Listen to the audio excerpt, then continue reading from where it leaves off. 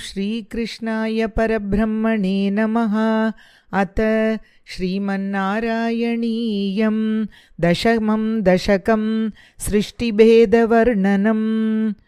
वैकुण्ठवर्धितफलोतभवत्प्रसादात् अम्बोजयोनि असृजत् किल जीवदेहान् स्तास्नूनि भूरुहमयानि तथातिरश्चां जातिर्मनुष्यनिवहानपि देवभेदान् मिथ्याग्रह अस्मिमति रागविकोपभीतिः अज्ञानवृत्तिमिति पञ्चविधां ससृष्ट्वा उद्धाम तामस पदार्थ विदान् अधुनः तेने त्वदीय चरणस्मरणं विशुद्ध्यै तावत् ससर्ज मनसा सनकं सनन्दं भूयः सनातनमुनिं च सनत्कुमारं ते सृष्टिकर्मणि तु तेन नियुज्यमानाः त्वत्पादभक्तिरसिका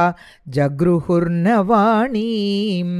तावत् प्रकोपमुदितं प्रतिरुन्धतोऽस्य ब्रूमद्यतो जनिमृडो भवदेकदेशः नामानि मे कुरु पदानि च हाविरिञ्च इत्यादौ रुरोद किल तेन स रुद्रनामा एकादशाह्वयतया च विभिन्नरूपं रुद्रं विधाय दयिता वनिताश्च दत्त्वा तावन्त्यदत्त च पदानि भवत्प्रणुन्नः प्राह प्रजा विरचनाय च सादरं तम् रुद्राभिसृष्टभयदाकृति रुद्रसंग सम्पूर्यमाण भुवनत्रय भीतचेताः मामा प्रजासृज तपश्चर मंगलाय इत्याचष्टतं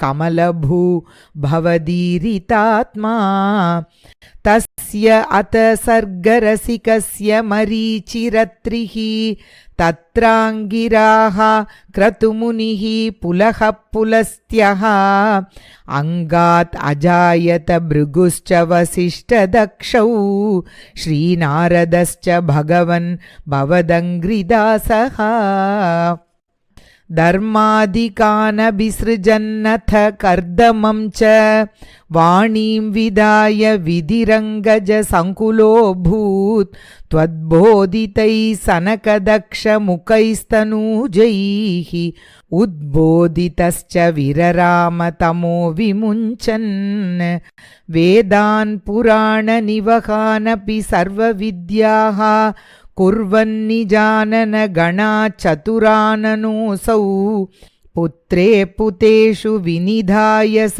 सर्गवृद्धिम् अप्राप्नुवंस्तव पदाम्बुजम् आश्रितोऽभूत् जानन् उपायमथ देहमजो विभज्य स्त्रीपुंसभावमभजन् मनुतद्वधूभ्याम्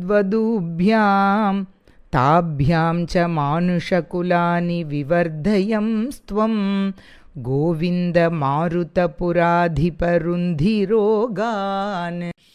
अत श्रीमन्नारायणीये दशमं दशकं समाप्तं। श्रीहरये नमः। रमारमण गोविन्द गोविन्द। श्रीकृष्णार्पणमस्तु।